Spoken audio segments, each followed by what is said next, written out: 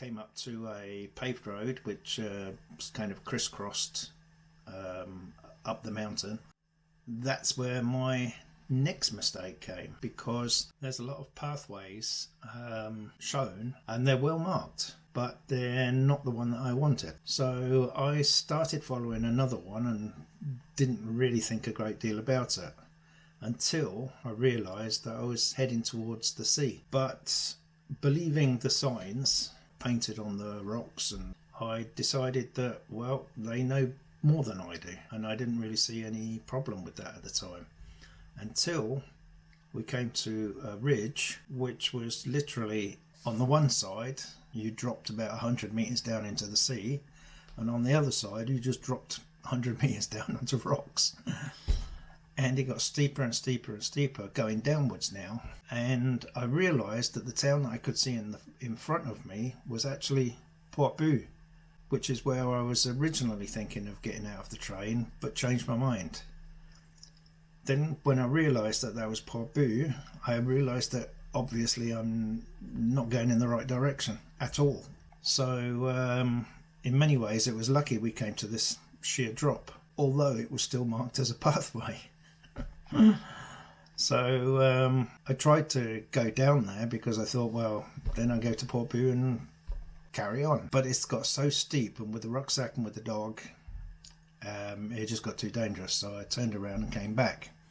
And I came back to the road, and there was a guy, an Icelandic guy. He was standing talking to a couple of people, and I stopped and asked him if he had some water, and we talked a little bit, and then as we were talking, I realised that in actual fact, right opposite where I was, there was another pathway, which was obviously the right path. So we left the Icelandic man, thanked him very much for the water, and continued up the mountain.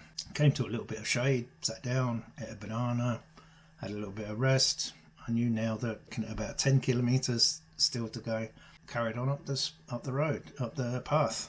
But it started getting so steep, and it was so difficult to walk on, because not only was it steep, there was nowhere on either side. It was all bush on either side, so there was no chance of being able to stop or camp anywhere. So with the rucksack on, new out of the train and everything, I was struggling sometimes to get up these rocks. Then again the water ran out again, and I couldn't believe it. We weren't even making any progress. We weren't getting any closer. According to the GPS, we were still 9 kilometres away. And this had been like expending so much energy to get nowhere. It was so difficult. Continued anyway, and thinking, well, I don't really have any choice. I have to keep going. By the time I've done these 9 kilometres, what's that, 2 hours perhaps, on a bad day, the pathway just got steeper and steeper, and harder and harder and harder. It got to a point, because there's absolutely no shade either. This was the other problem that we had. There was absolutely no shade. So what was happening was I was walking sometimes 100 metres before I'd have to sit down again. And it was getting so difficult. I couldn't believe that I could be so badly prepared, so badly set up, that I was struggling so much. It's not the first time I've done this sort of thing. Having got to a certain point where I was thinking, well, we have no water. What am I going to do? And I started to think, well, maybe I'd be better off if I was to stop now, get in some shade, put the tent up, have a good sleep, and then carry on the next day. Which might have been a good idea. It might have worked. But I decided to carry on, and then I came across a spot where I actually found a good place to put the tent up, and there was a castle up on the hillside that I knew told me I was only 3 kilometres away from where I had to go to. So I sat down. There was unfortunately no shade, unfortunately no shade there. Would have had to have waited till a little bit of shade drew over from the couple of trees that were next to this flat spot. I put the rucksack down and decided to carry on and have a look how the pathway was going to develop. So I put the rucksack down, walked up, and I found that only about 50 meters, 60 meters, something like that. It flattened out again. And after another 10 meters, I could look down into the valley and I could see where I wanted to go to. And I thought, whoa, I've got to be able to make that. I've got to be able to make that. Because of the castle that's up on the hill, I knew it was only 3 kilometers.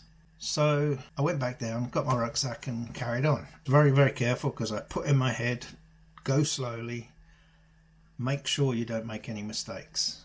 So followed this pathway down, and it wound around the ridge, which is pretty much what I was expecting it to do. And then it went down, which is also what I was expecting it to do. It came down to another little area, and that would have been perfect to put the tent up. And I thought about putting the tent up, and I thought, well, we must have come another close to 1 kilometre. We can't be more than 2 or 3 kilometres absolute max away from it now. So sat underneath a couple of trees, and I thought about it. And I thought, no, I'm going to go for it. And again, what I did was, instead of looking at the GPS, which I'd all set up, I looked at the markings for the walk-in. So I ended up going through this gate, following the line. In actual fact, it didn't seem wrong, because I'd come down the one side of the ridge, and I'd come around the ridge, and I was going back along the other side, and I knew I'd seen the place just down there. Went through this gate, feeling very, very relieved, and walking along there, and then it started going down and down and down, and I thought, fantastic, we're getting there now. It started going up again, back up onto the top of the same ridge, and it was, by now it was getting it was like about 5 or 6 o'clock in the evening, I think. And I looked at the GPS, and ETA said 4 o'clock in the morning. And I thought, 4 o'clock in the morning, where am I then? What has happened? It got to a point actually where I just couldn't carry on anymore. It was too hot. I was sweating like crazy. Taxi hadn't had any water either for, must have been about 6 hours by then.